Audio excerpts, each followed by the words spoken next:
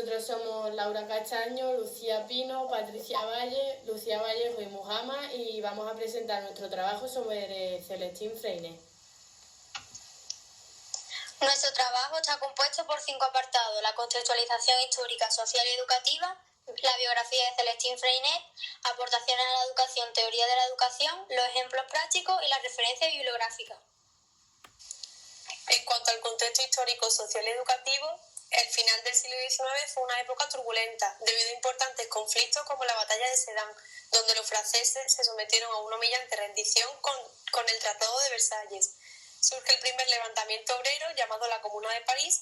Socialmente, la burguesía accedió al poder y se llevó a cabo por la explotación del mundo obrero dentro del proceso de urbanización e industrialización. Esta división causó revueltas que se reflejan en la posición entre la izquierda y la derecha. Hubo crisis sociales y educativas y participó en la Primera Guerra Mundial, donde recibe el grado de maestro. Francia hace parte de los países que ganan la guerra y deciden hacerles cobrar con igual o peor humillación lo que ellos mismos vivieron en la batalla de Sedan. Debido a sus inquietudes sociales y educativas y debido a sus limitaciones para poder hablar de forma continuada, introduce nuevos elementos en su práctica docente. Freinet acude a la Unión Soviética como miembro de una delegación occidental y toma como referencia antropológica y sociológica la teoría marxista. Inicia sus primeras producciones de su teoría y en el estallido de la Segunda Guerra Mundial, donde Freinet, al tener un pensamiento socialista, cayó en sospecha de que su escuela fuera de depósito de armas. Y durante el periodo de posguerra, donde los reacomodos socioeconómicos de la Nueva Europa y la Guerra Fría.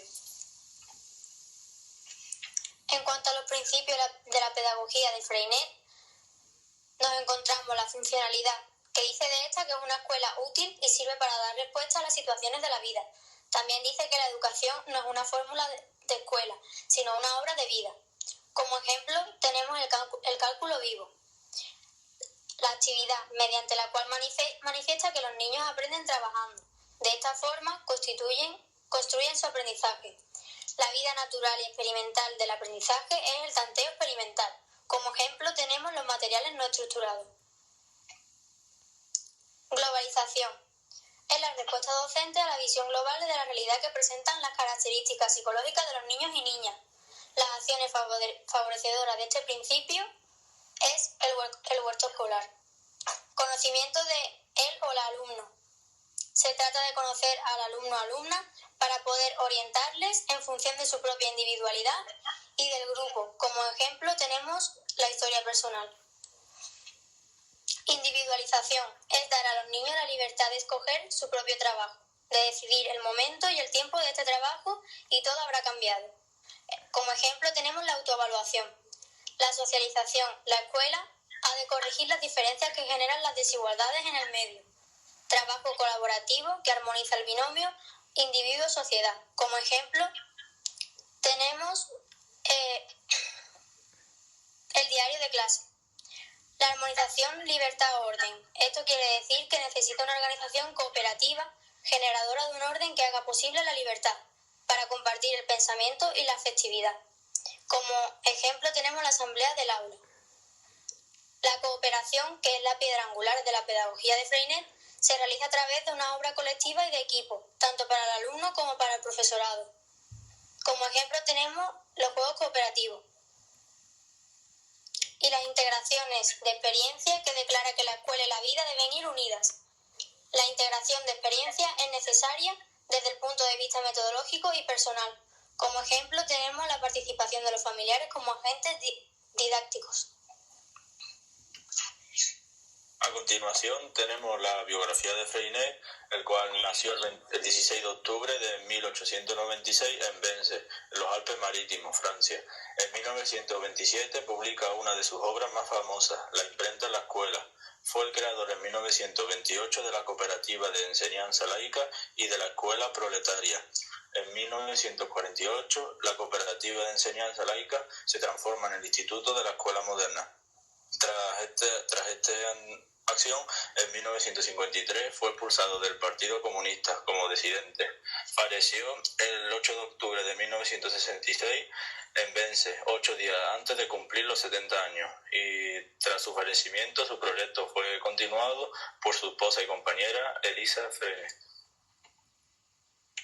En cuanto a las aportaciones a la educación o teoría de la educación, podemos considerar que Freinet dedicó su vida a crear una escuela diferente que interesase a los niños, es decir, una escuela moderna adaptada a las necesidades del sujeto, una escuela que luche por la vida y por el trabajo.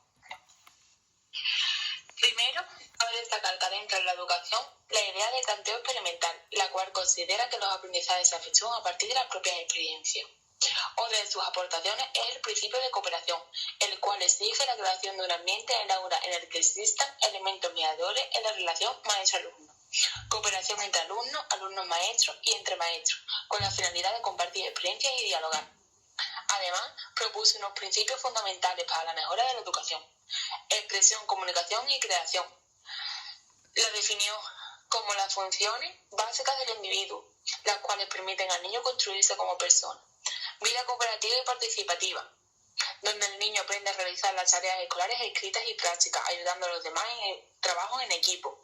Eso le da sentido de la responsabilidad. La relación escuela-vida, donde dicta que las enseñanzas parten de la observación de la vida humana. Hay una relación estrecha entre lo que sucede diariamente fuera de la clase, en la calle, en el campo, en los diferentes trabajos de la gente, que al ser observados da lugar a reflexiones que pueden servir para la clase de geografía, aritmética, ciencia u otras muchas. La libertad del trabajo del niño, donde dicha que el niño debería de tener los medios para poder hacer uso de su libertad. Por último, recalcar que desarrolla una pedagogía realista, práctica y que busca la educación de todos y no de un grupo. También establece la escuela crítica, creativa e investigadora y destaca como uno de los elementos esenciales la disciplina. Y por último vamos a presentar algunos ejemplos prácticos como puede ser la armonización, libertad, orden. Dentro de ello existe la asamblea del aula, que es un recurso fundamental para el aprendizaje y la práctica democrática en el centro. Todas las situaciones dadas diariamente en el aula sirven para que el alumnado aprenda el modelo de participación democrática. El reparto de responsabilidades. En el día a día, un aula son muchas las tareas que se llevan a cabo por el profesor y algunas de ellas pueden ser realizadas por el alumno. La mediación. Es un enfoque educativo innovador para mediar y resolver conflictos sin la intervención de agresión, es decir, un mediador podrá intervenir para que les ayude a llegar a un acuerdo satisfactorio. La participación del alumnado en la gestión del centro. Los alumnos más mayores del centro, bien del tercer ciclo de primaria o de educación secundaria, pueden ayudar en este tipo de tareas o colaborar de alguna manera.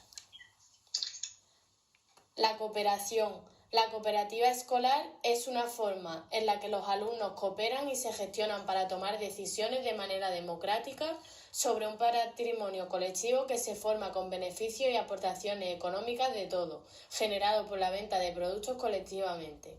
En esta cooperativa se puede aprender a incentivar el espíritu emprendedor del alumno y también a aprender algunos recursos para la gestión. El trabajo cooperativo es una estrategia de enseñanza-aprendizaje en la que participan 2 o más alumnos e interactúan para la consecución de un proyecto común. Los juegos cooperativos son actividades lúdicas participativas que facilitan el encuentro con los otros y el acercamiento a la naturaleza. Se crea un grupo de jugadores los cuales tienen un objetivo común y se pueden ayudar mutuamente.